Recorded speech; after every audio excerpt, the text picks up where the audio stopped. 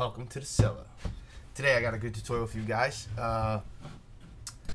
Last time, in my last tutorial, we talked about briefly about keyboard shortcuts I mentioned, and I'm not going to do a full tutorial today on keyboard shortcuts, but they're such an important part of the game.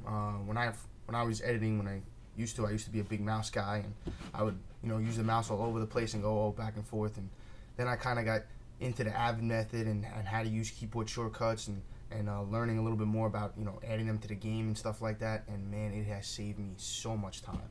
And then once you got into the realm, you just went deep, and I found out some really cool stuff. So I wanted to show you one of my favorite tips that's so simple but has saved me a ton of time on any project that you're working on in Premiere.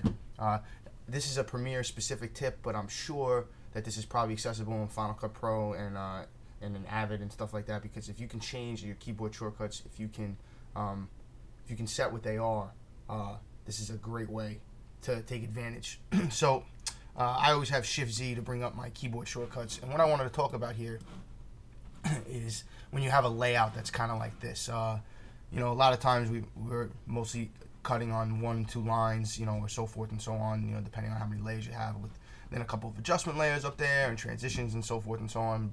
But for the most part, sometimes when you have maybe a music video where you have multiple scenes and stuff like that, you may have a lot of tracks to work on.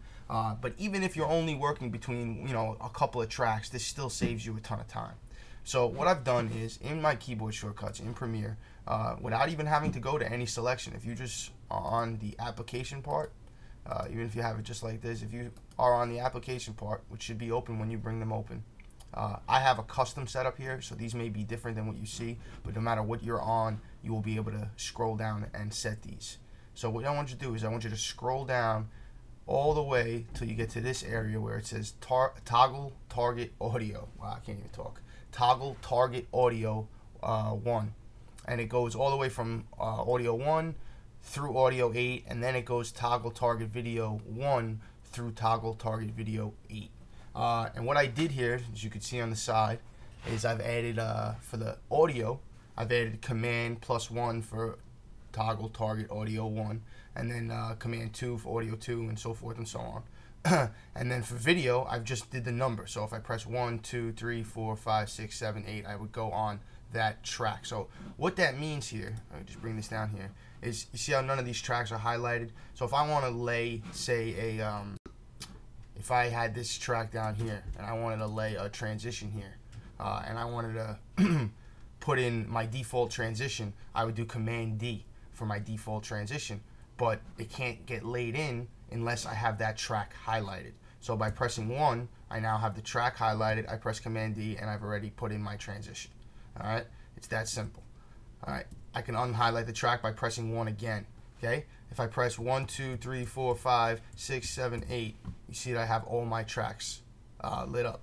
Same thing goes for audio. For audio, if I wanted to select the audio track that this is on right here, I just press command 1, 2, 3, 4, 5, 6, 7, 8.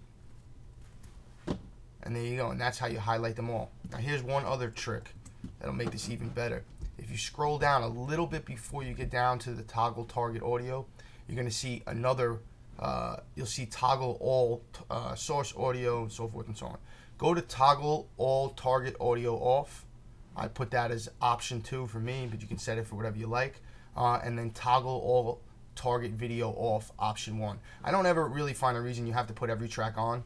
I don't really have yet to use that, but I do find a reason why you have multiple tracks lit up and you'd like to take them all off. So I set those for option 1 and 2 for me. So now when I go back, I just hold down the option key and I press 1 and all my videos off, the option key and I press 2 and all my audio is off. So now it gives me the option to say, okay, on layer 3 or 4, 4, I could just go right to this edit point by pressing up or down on the arrow, because now I have that track highlighted.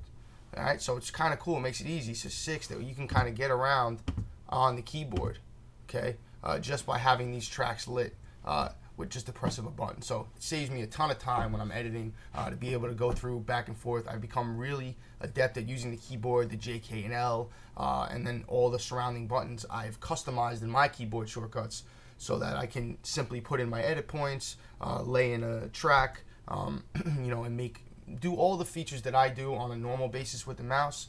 I found a way to add them to my keyboard shortcut, so it makes it much quicker for me, and it saved me a ton of time, saved my clients a ton of time, and it makes me a better editor because I'm able to see more things in a shorter period of time, so I'm able to make a better decision. This is Pete from The Cellar. I'll talk to you soon.